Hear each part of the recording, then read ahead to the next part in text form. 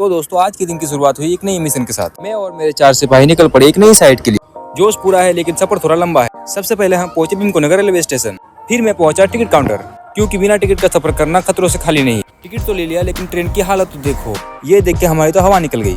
थोड़ा आगे जाके देखा तो सही में यार पैर रखने की भी जगह नहीं था। फिर हमने सोचा खड़े खड़े ही सफर का मजा लेते हैं और हम चढ़ गए अपने ट्रेन में।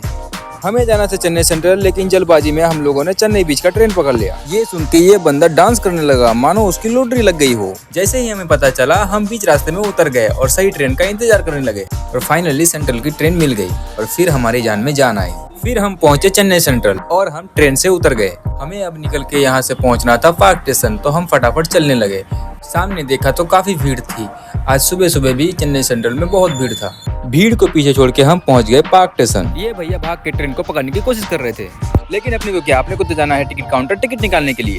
फिर मैंने 5 टिकट काटा और निकल पड़ा अपने पंटर लोगों के पास। फिर हम ट्रेन में चढ़ के निकल गए फोर्ट स्टेशन के लिए और हम सब कुछ ही देर में पहुंच गए फोर्ट स्टेशन। हम यहाँ से सीधे निकल गए अपने साइट की ओर और हम फाइनली पहुंच गए अपने साइट पर। हमें यहाँ बनाना है रूम, इसीलिए हम आज यहाँ आए हैं साफ सफाई के लिए। इन चारों को पूरा काम समझाने के बाद मैं निकल जाता हूँ सबीर भाई के साथ मार्केट की ओर। मार्केट में हमें ढूंढना था पतरे की दुकान। और मैं आपको बता दूं, चेन्नई की गलियों में दुकान ढूंढना जैसे भूसे की ढेर में सुई ढूंढने जैसा।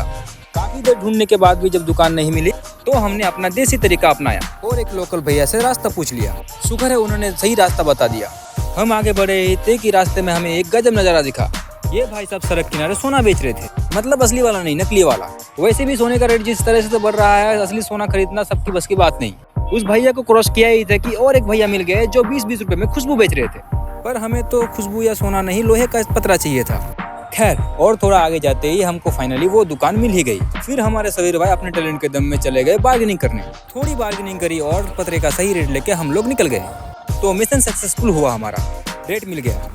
अब हम वापस निकल पड़े अपने साइट की तरफ। मार्केट से साइट में पहुंचे तो देखा अपने लड़के फुल फॉर्म में काम कर रहे थे।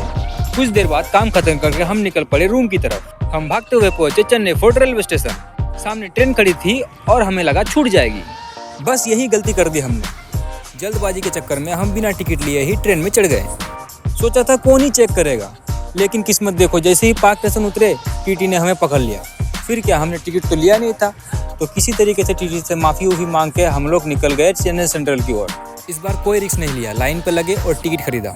तो सबर का फल मीठा होता है और टिकट का फल सुकून देता है, ये मुझे समझ में आ गया है। तो दोस्तों आज का दिन बहुत ही फिल्मी था। नकली सोना, गलत ट्रेन और टीटी का डर।